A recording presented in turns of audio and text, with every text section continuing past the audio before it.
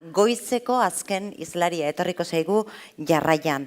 Aldaitz ikerketa proiektuaren baitan dakizue hizkuntza ohituren aldaketa prozesuak ikergai direla eta horretarako metodologia desberdinak ere erabiltzen ari direla. Hortan, buruan ere bueltaka dugularik eskatu diogu gure ondorengo gonbidatuari ekar dezala metodologia berri hoien inguruan orain arte jasotakoa. Pablo Suberbiola izango da, soziolinguistika klasterretik etorriko zaigu, hortxe dugu jadanik, eta horixe eskatu diogu berriro. Berari, barkatu, ulermen aktibatzeko metodologia berriak probatzen. Nola egiten ari den, eta orain arte behintzat zer partekatu dezakegon. Aurrera, Pablo? Eskerrik asko. Bueno, egunon. Ulermena aktibatzeko metodologia berriak, ni gaur ingoten azalpena edo komunikazioa, nolabait zati bat da, bihar Pello Jauregik emango duen hitzaldiarekin osagarria, nolabait bi zatiak, Aldaitz ikerketa proiektuan lantzen ari gean, ezagutzan, eta egiten ari gean proposamenetan kokatuta daude biak. Eta, hortik, pixka bat lankidetza hortatik, ezta? Hemen dezue Aldaitz ikerketa proiektuak nolabait partaideen argazki bat, ikusten dezuten ez lantalde zabal da, eta pixka bat bai nik gaur eta bai bihar Pellok hitz egingo degunak, talde horren, lankidetza horren azalpena du, ezta?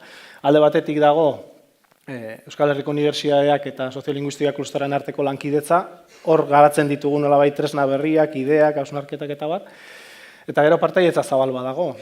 Alde batetik ikusten dituzuen lau aholkularitzak, Artez, Aizeaka, Emun eta Eluiar, eta baita ere proiektuak du babes publikoa nolabait, Eusko Jaurlaritzarena eta Gipuzkoako Foru Aldundiarena.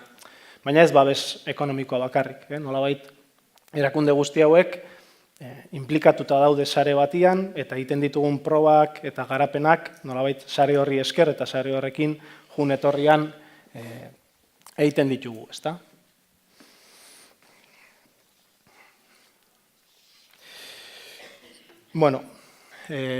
Pixkat ikusten dezute, aipatutako sare hori guretzat oso antolaketa egokia da ikerketa ekintza planteamendu bat edo proiektu bat aurrera emateko, ezta?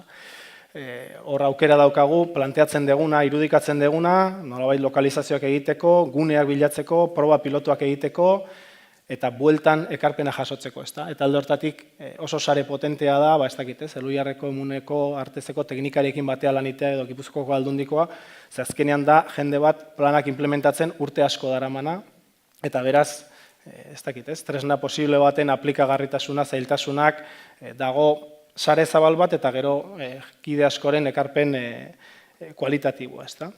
Eta horrek aukera ematen digu pixka bat aldaitzen bilatzen degun hori neurri baten lortzen juteko, eta da, ez dakit, teoria eta praktika hizkuntza ohituren aldaketen inguruan, hausnarketa eta aplikazio praktikoa lotzen juti, ezta? Esan gai nagusia hori dugu, Aldaitz ikerketa proiektuan hori, ezta? Hizkuntza ohituren aldaketa prozesuak hori da gure gai nagusia ardatz bezala hartuta dakaguna. Baina ez zaigu interesatzen edozein hizkuntza ohitura aldaketa prozesu. Interesatzen zaigu batez ere gaztelaniatik euskerara gertatzen dian aldaketak. Hizkuntza gutxitu baten ikuspegitik horrek baldintzapen sozial asko dauzka. Eta nazioartean guk eredu bilata ibiltzen gea, eta ezagutzen dugun arte ez dago nondik edan asko. Guk urtez urte sortzen goazena, neurri handi batean lantalde horren dinamikan baitan sortua da. Beraz, interesatzen ziguna nolabait, hizkuntza sozialki aula dan hizkuntzaren aldera, norabide horretan gertatzen dian aldaketak, ezta?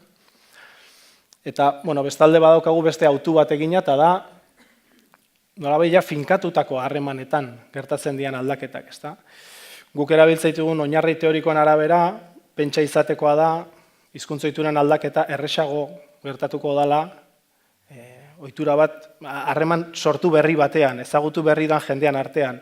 Gertatzen dana da, ez dakit, klusterra badauka implikazio sozial hori, ikuspegi sozial hori, eta ikusten deguna da, errealidadean bi personen arteko edo talde baten hizkuntza ohitura normalean ezagutu eta martxan hasi eta hortik denbora gutxira finkatzen dela. Eta beraz, asko eremu zabalagoa da dagoeneko finkatuta dauden ohiturena. Eta beraz, gure ahalegina gehien bat hortara zuzenduta dago, ezta? Eta bestetik aipatu, ez dakit aldaitz ikerketan egiten ari gan ibilbide hau, lehen urratsa eman zen familia transmisioan eremuan, hor egin zen lehenengo ikerketa, baina geroztik ia garapen osoa lan munduan egiten ari gara, enpresetan, erakunde pribatu eta publikotan, eta, garapena printzipioz hor egiteko asmoa dakagu gero ere, ezta? Dana dala, postekoa da guretzat, ez dakit ez, lan munduan ari bagara ere, gu saiatzen gea sortzen dugun hori zabaltzen, eta egia da, lan mundutik aparte, aldaitzen sortu izan ditugun, eusle metodologia edo planteatu izan ditugun bestelako lanerako printzipio batzuk edo zabalpen bat izan dutela, ezta? Bi aipatuko nituzke, alde batetik hezkuntza arloan, hainbat lekutan, eusle metodologia argitaratu zanetik, hainbat ekimen egon dira, hartu dutenak bere kasa eusle metodologiaren printzipioak, horko edukia, planteamenduak, eta ikaslekin, irakasleen artean, aplikazioak sortu dituzte, egokitu dute, eta hainbat jende ari da olako gauza bere kasa egiten, ez da, gu batzuen berri badugu, beste batzuen berri ez, eta hori guretzat postekoa da, ez da. Eta beste zabalkunde bat edo, ez dakit, ez, lasarte horian hau bizita belarri presten lanketa guztia intzanean, pelok aipatzezun, ez da, azken finean hori ere izan da, ez dakit, ez, aldaitzen urtea junda urtea etorri buruan dabilzkigun hainbat ideen, gauzapen eta garapen konkretu bat, ez da, eta gu alde hortatik, guk lan mundua jarraituko dugu oraingoz proiektu honetan, baina nahiko genuke alako zabalkunde gehiago izatea, ez da, adibidez, klusterra gaur egun ere, adibidez, hezkuntza sailekin ari da, olako egokitzapen bat egiten, eusle metodologiarena hezkuntza arlorako ikasleekin aplikatzeko, ez da. Gaurko gai nagusia edo, ez dakit, hizkuntza ohituren aldaketa errazteko sistema integral bat lantzen. Sistema integralarena, eozeinek hartu dezaket, ez dakit ez. Hitz handiegia da agian, edo ez dakit ez, pretenzioso eman dezake, ez dakit ez, sistema integral bat. Azalduko dizu pixkat nondik noa egean, eta gure asmoa pixkat hortara iristea da, ez da.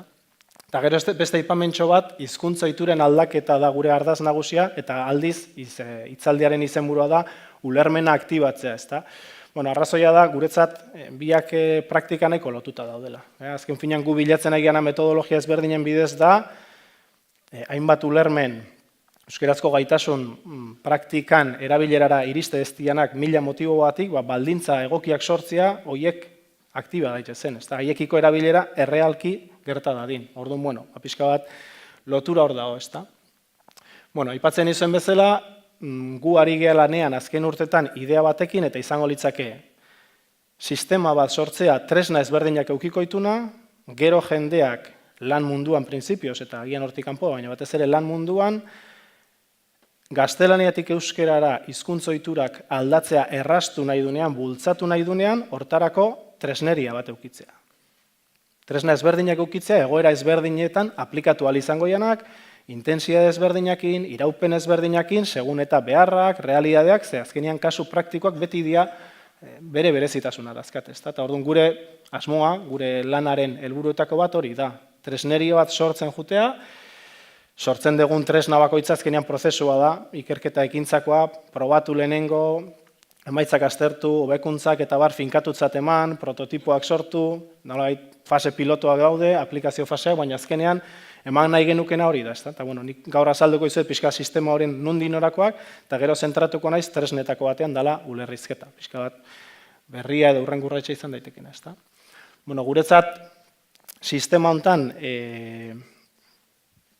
nolabait tresna nagusia edo referentzia nagusia eusle metodologia da, eusle metodologia zuetako askok ezautuko zue, hainbat esperientzia ja india honen inguruan, eta hainbat egokitzapen ere, eta ikusi dugu, lan sail batean, lankide talde batean, borondatezko erabaki baten ondorioz, metodologia lagungarri gertatzen dela, gaztelanetik euskerara hainbat ohitura aldatzeko, urtetan finkatuta zaudenak.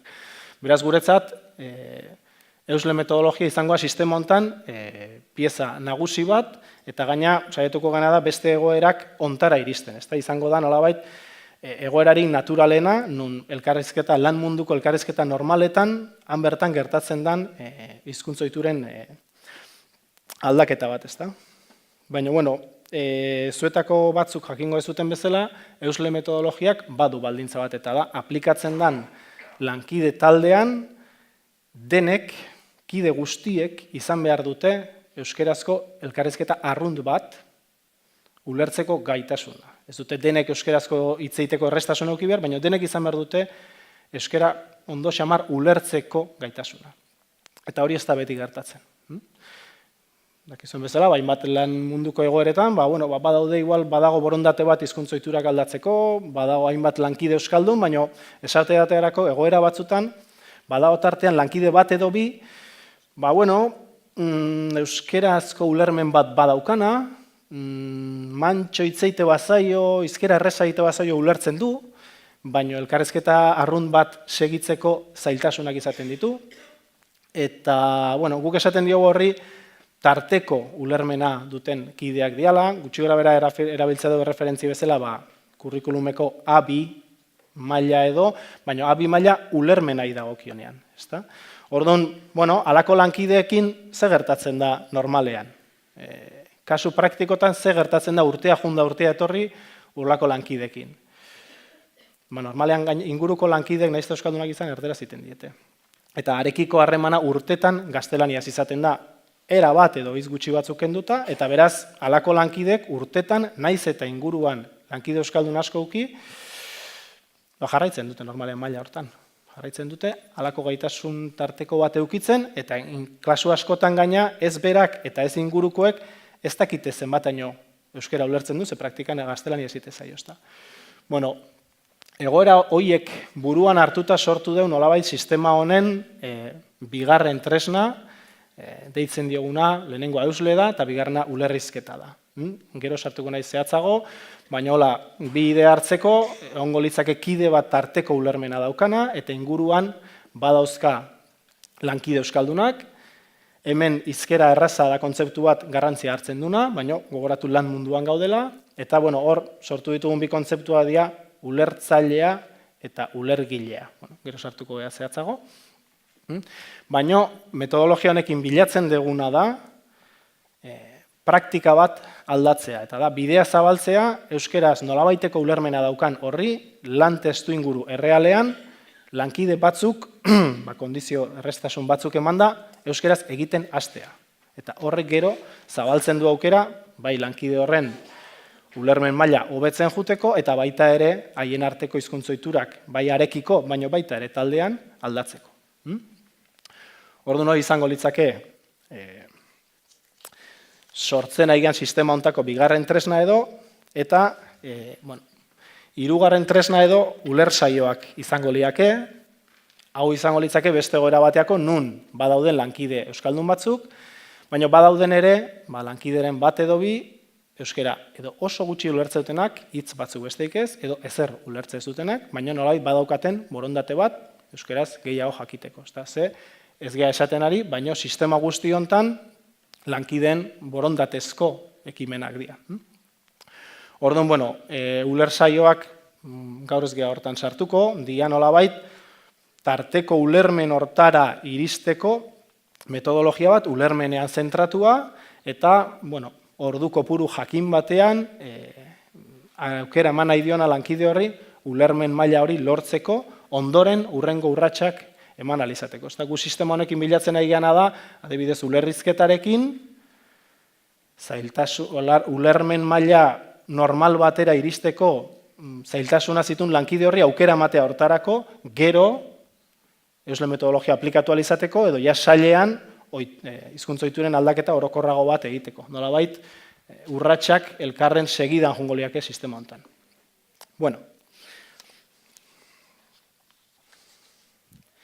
Basartuko gea pixka bat, hirugarren partea hori izango litzake gu hizkuntza ohituren aldaketarako sortzen aigan sistema, nolabait pieza hoia estandarizatuta eta martxan daukagu, hainbat lekutan implementatzen, eta bi hauek berriak dira, azken urtetan maila pilotuan garatzen ari gara, eta nolabait aurten, 2018an gure helburua daia ulerrizketa estandarizatzea iristea, eta urtea mailararako ja nolabait hori publiko egitea, nahi dunak aplikatu alizateko. Eta iruditzegu egungo kontestuan euskaraldia, urrengo urteko zeak eta erabilgarri izan litekela hainbat egoeretan, ezta? Bueno, zer da ulerrizketa? Azken finean izango litzake elkarrizketa bat, elkarrizketa mota berezi bat, bi zati dituna, lehen esaten izuena. Ulertzailea alde batetik eta ulergilea bestetik. Ulertzailea da erdigunean dagon persona bat, nolabait euskeraz hitz egiteko zailtasuna dituna, baina ulertzen duna mantxo eta argi hitz egite baldin bazaio. Normal hitz egin da, hainbat gauza galtzen ditu, zailtasuna ditu elkarrizketa normal bat jarraitzeko, baina badu nolabaiteko ulermena tarteko esaten diogun hori, ezta? Hori izango litzake ulertzailea. Eta ulergilea da, haren lankide bat, euskeraz hitz egiteko erraztasuna daukana, eta hitz egiteko ekimen hori badaukana.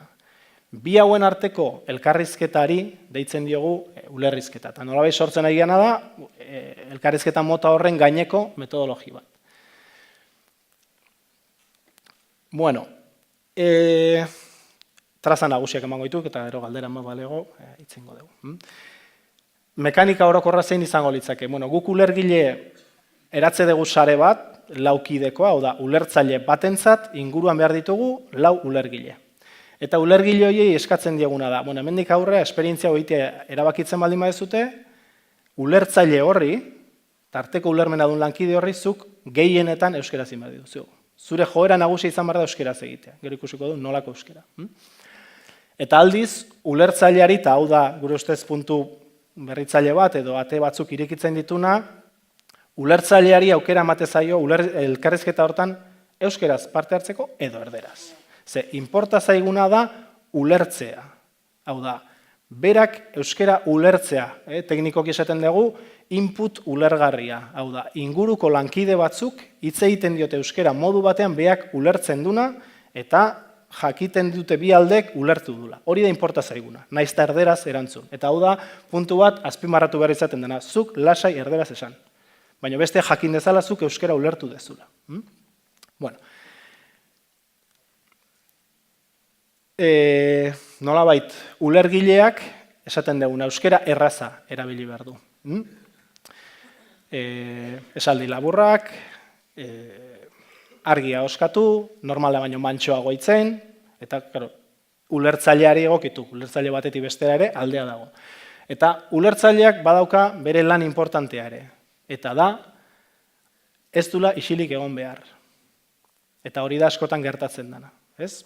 Nolabaiteko ulermena adunari, euskara ziten zaionean, isilik geratzen danean, edo, iten badu, ez dakizu, ulertu duen edo ez, da zenbataino ulertu duen. Eta hori, harremanetan txarra da, baina lan munduan oso txarra izan diteke. Eta beraz, horrek bidea zabaltzen du berehala, pues bueno, vamos aligerando, eta gaztelera, eta guazen aurrera, ez da? Orduan, ulertzaileari metodologia honetan jartza zaion lan bada, aldiro, konprobatu behar du, hau da, besteari jakinarazi behar diola, ulertu dula. Euskeraz edo erderaz. Eta hor, biek hartzen dute parte. Ulergilea galdetu indezake, zer esan dut? Edo, konkretamente ulertu diazu, edo besteak, oie, esto sí te he entendido, pero esto otro no. Hau da, zehaztasunak eskatu ditzake, eskatu dezake mantxogo hitzeitea, bestera bate esatea, baina importantea da, ulergileak, jake alegin bat iten nahi dan, euki behar du zertidumbrea ulertu dit, ikusten dut hori, elkarrizketa jarraitu ditelako, edo laburtzen ditelako, nik euskeraz esan detena, beak erderaz. Bale, ulertu dit. Hori da modua, nik ikusteko, bea ulertzen nahi dela esaten nahi naizena. Bueno, beste ezaugarri importante bat, lan munduan ari gea, eta ulergilei nolabait tarteko ulermena dun lankide horren inguruko hoiei eskatzen dio ahalegin bat. Batez ere hasieran. Eta da, inoiz euskeraz egin ez diozun lankideari euskera egiten hastea, eta hizkera erraza erabiltzea lan munduan.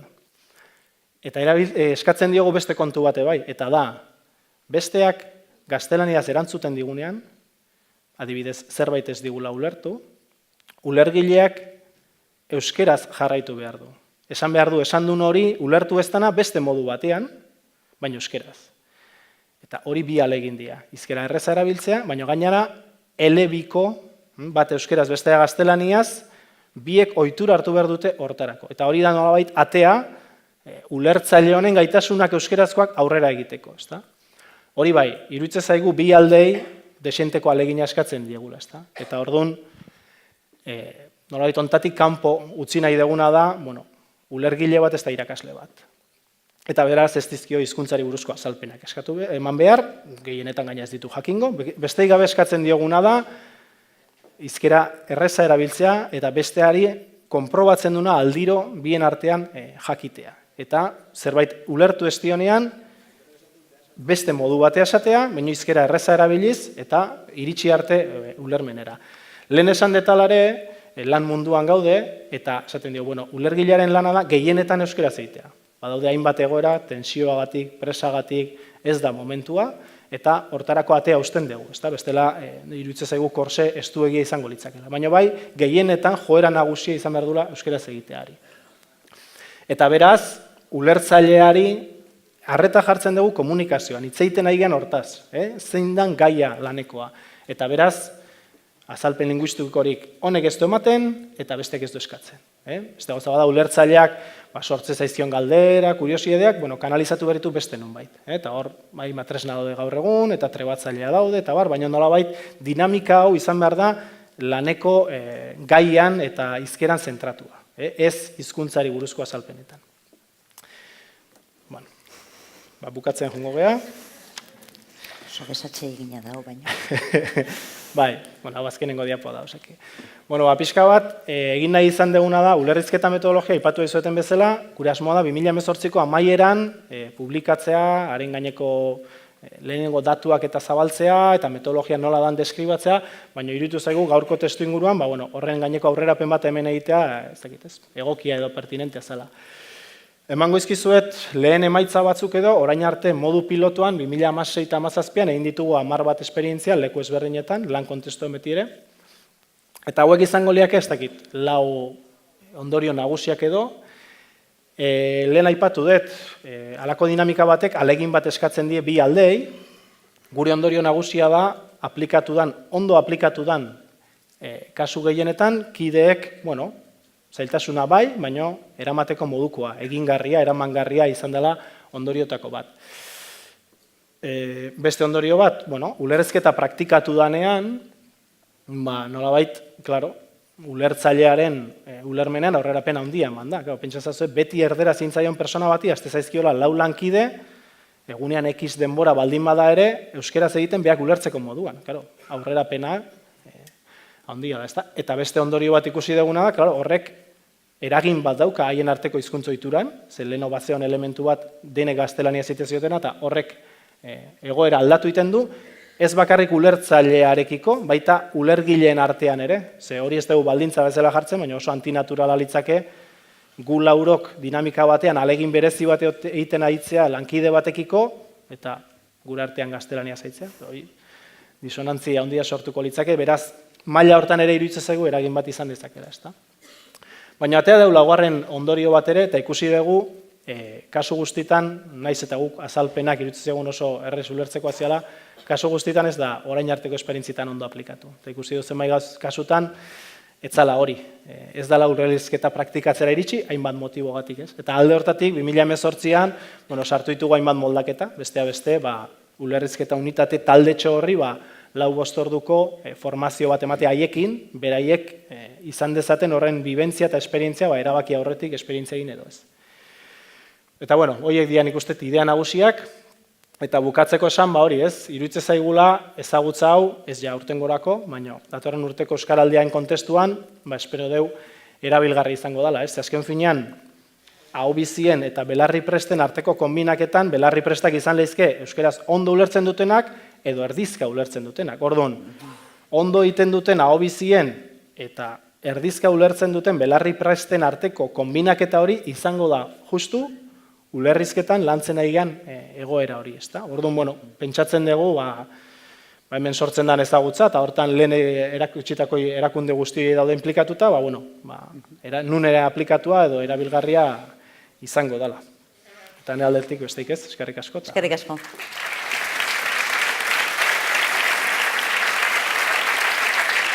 Eskerrik asko, Pablo. Olatu haundi honetan nabigatzeko beste txalupa bat izan daiteke hau. Eta ezakit, zalantzarik dagoen, galderarik dagoen, honen inguruan. Jendeak bazkarirako goa izango du behar bada. Nunbait aplikatu da, honen antzekorik ezagutzen duzue? Bai, Eusle metodologia inbat lekutan, eta ulerrizketa eta ulersaioak metodologiak, egin ditugu bakoitzetik 8-10 esperientzia leku ezberdinetan, baina horiek goengoz esperientzia pilotua konsideratzen ditugu. Horko emaitzak barne mailan alimentatzen ditugu, eta horren txostenak, barne txostena dia goengoz, hainba gauza aldatzen nahi gehalako. Ez zaigu irutzen guendik, esateko moduan gaudenik, ulerrizketa metodologia, holaxe da, bersio ezberdinak izan ditu, funtsian ez da aldatu idea, baina asmoa hori, urtengoan burte amaieran ja ulerrizketa zabaltzea, eta urrengo urratsa izango da ulersaioak, seguruna 2019an ere, publikoik. Experimentatzeko toki asko seguro, okurritu zaizkiela hemen direnei. Eskerrik asko, Pablo? Ondo. Mila esker.